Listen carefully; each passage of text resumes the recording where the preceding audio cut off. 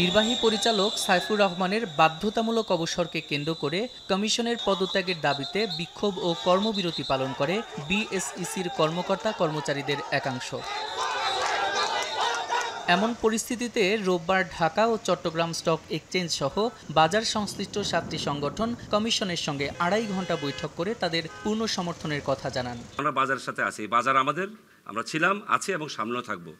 বাজারে যে সংকটটা এখন তৈরি হয়েছে এটা আসলে খুবই অনাকাঙ্ক্ষিত ছিল এবং এই ধরনের কোনো পরিস্থিতির আমরা পরিচিত ছিলাম না। কমিশনকে জিম্মি করে দাবি আদায় নিন্দনীয় উল্লেখ করে নির্দোষ কর্মকর্তাদের হয়রানি না করার অনুরোধ জানান তারা।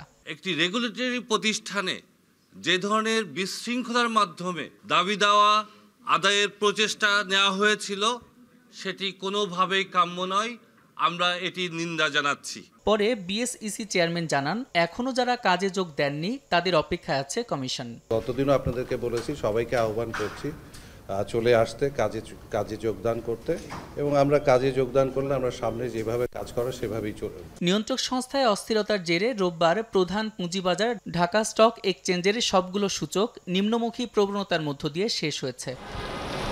সাদিক হাসান ইমন, সময় সংবাদ, ঢাকা।